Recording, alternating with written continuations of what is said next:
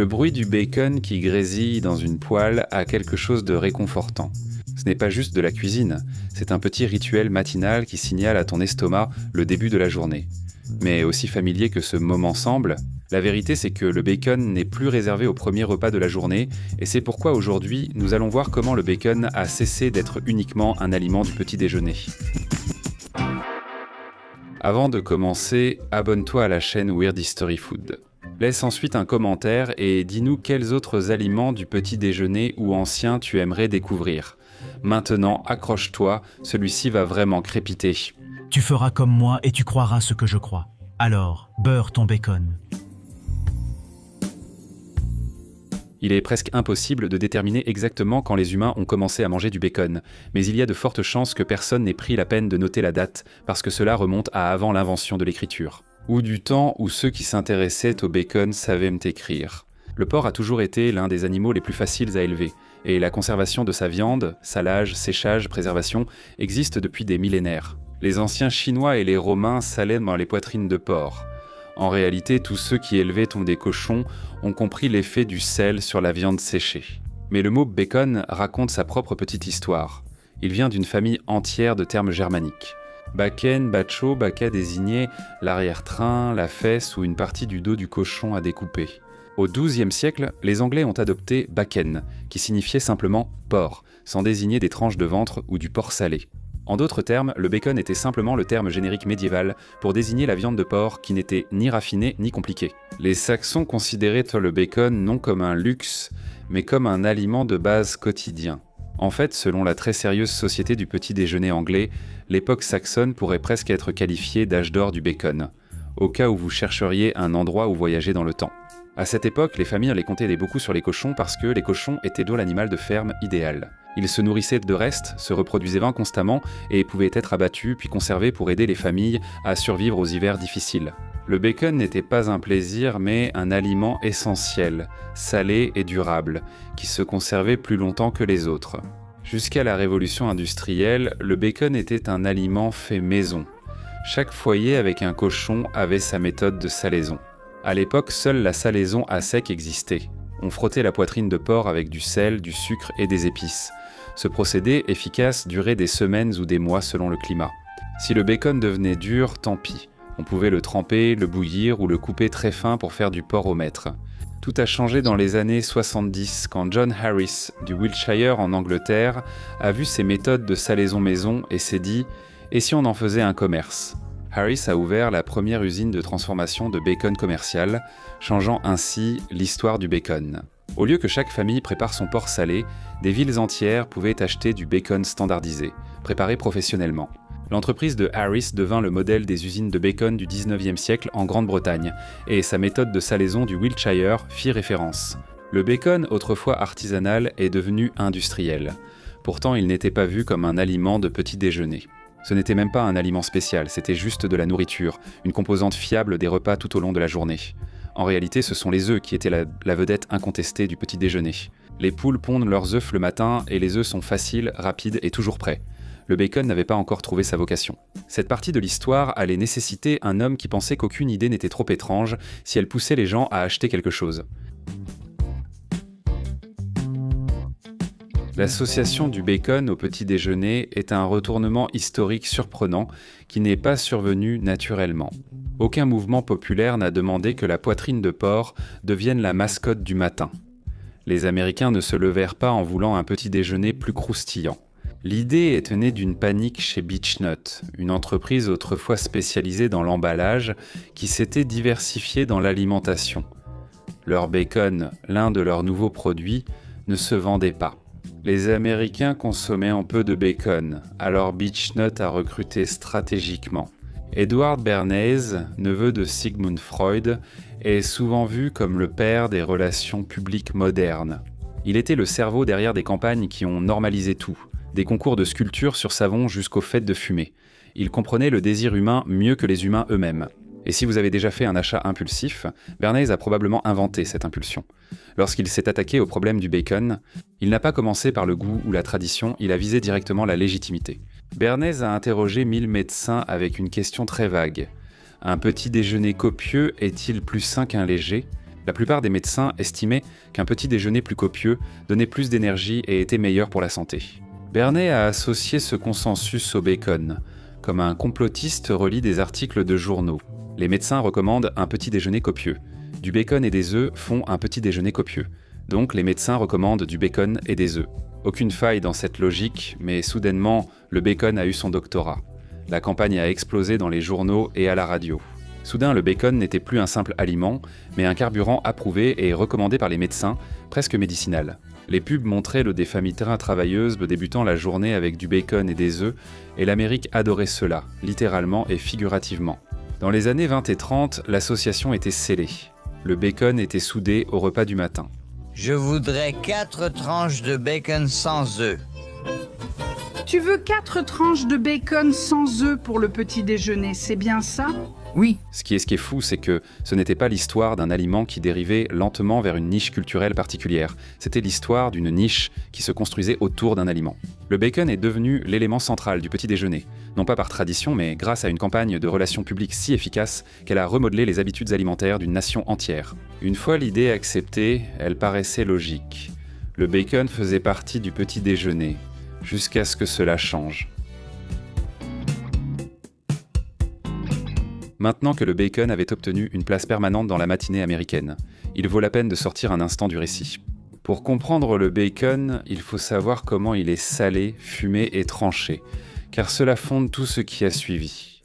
Longtemps, le salage de la viande relevait de la survie, non du goût. Le sel absorbait l'humidité du porc, empêchant les bactéries, tandis que la fumée offrait une protection supplémentaire.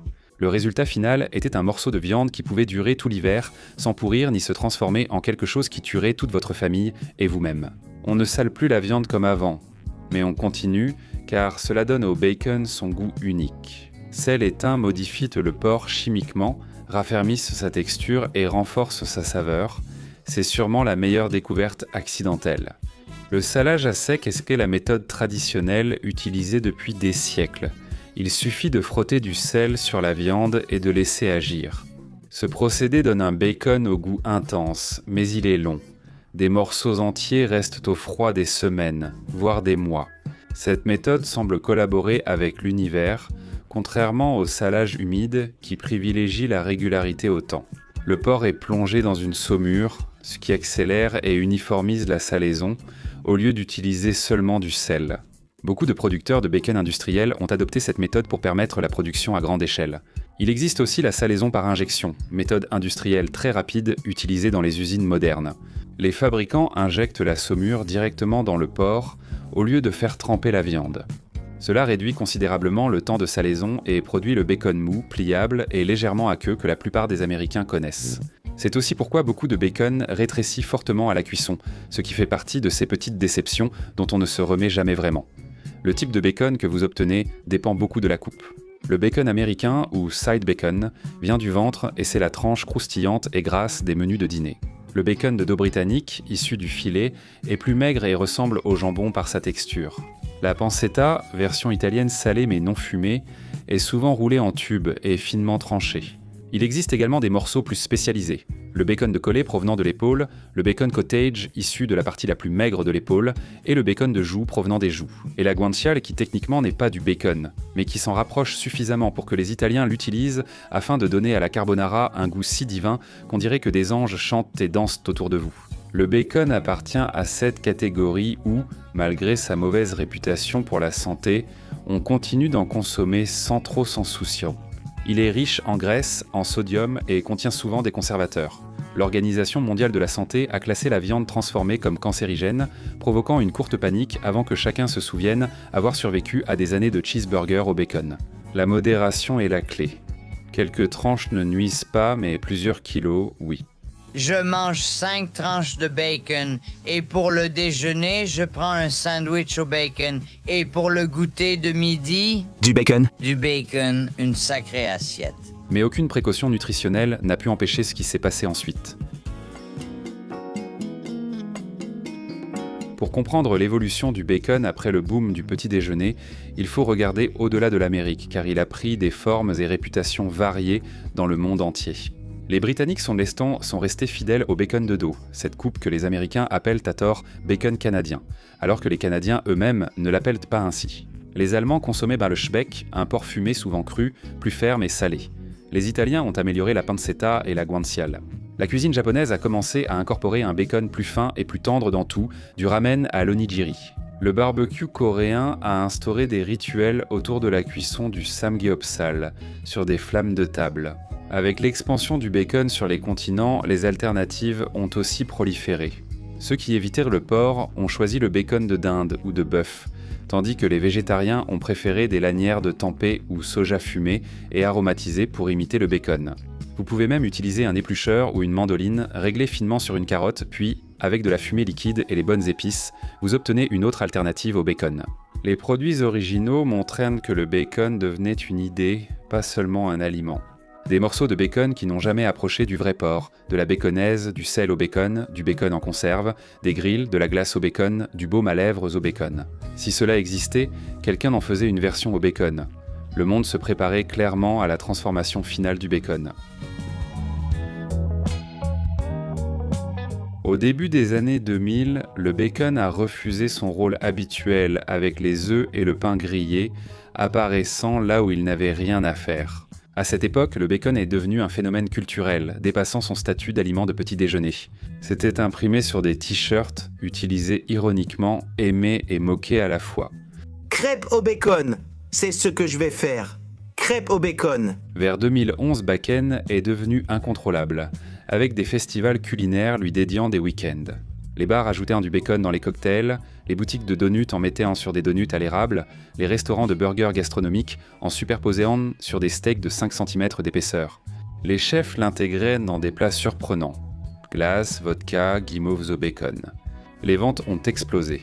En 2013, les Américains ont acheté près de 4 milliards de dollars de bacon, un record historique. À l'époque, le bacon s'était tellement éloigné du petit déjeuner que ses origines matinales semblaient presque désuètes. Il était partout, et il prospérait dans le chaos. Certains plats de cette époque mériteraient d'être exposés au musée. L'explosion de bacon, une bûche de viande farcie de saucisses et entourée de bacon devenu viral, évoquait une création de reconstitution de bataille. Le bacon frit façon poulet, créé au Texas, rendait chaque tranche croustillante et grasse, presque à nécessiter un défibrillateur. Le bacon enrobé de chocolat, devenu un incontournable des foires d'État, allie douceur et salinité, vous faisant douter de vos choix, mais vous incitant à en reprendre. Quiche, épis de maïs, stratas et tout enveloppé de bacon étaient présents. Il y avait de la confiture de bacon, une pâte à tartiner sucrée au porc que la nature n'a jamais prévue, mais que les humains ont adoptée. Dans les années 20, le bacon a dépassé son statut initial, devenant ingrédient, saveur, symbole, blague, aliment réconfortant et joker culinaire. Il revenait à chaque repas, s'imposant avec l'assurance des héros d'action. C'est peut-être ça le plus intéressant avec le bacon. Il n'a pas seulement accédé à la pertinence culturelle une fois, il l'a fait 2 fois. D'abord grâce à un coup de publicité qui a complètement changé les petits déjeuners américains, puis à nouveau grâce à une obsession culturelle populaire qui a placé le bacon au centre de tout, de la haute gastronomie aux monstruosités de la restauration rapide. Au final, le parcours du bacon est une histoire de réinvention constante. Il a commencé comme une technique de conservation médiévale, parce que la vie était dure et les hivers étaient longs. Il s'est industrialisé au XVIIIe siècle, devenant un produit fabriqué en masse plutôt qu'un procédé artisanal. Un maître manipulateur de l'opinion publique l'a ensuite intégré au petit déjeuner. Alors qu'il semblait destiné à rester à jamais l'accompagnement croustillant du matin, il s'est à nouveau libéré et a infiltré le monde culinaire tout entier. Le bacon ne s'est pas échappé du petit déjeuner en se rebellant contre lui. Il s'en est échappé parce que nous l'aimions trop pour le confiner. Il est devenu la plus grande star du petit déjeuner, puis il est devenu trop important pour le petit déjeuner. Il est devenu tout le reste. Si le petit déjeuner était le premier acte du bacon, alors les dernières décennies en ont été la suite. La partie où il saute sur une moto, traverse une épave en flammes et s'en va vers le coucher du soleil avec des lunettes de soleil et un sourire gras. Et honnêtement, il l'a bien mérité. Alors qu'en penses-tu ? Y a-t-il d'autres aliments extra larges à explorer ? Dis-le nous en commentaire. Merci d'avoir regardé Weird History Food.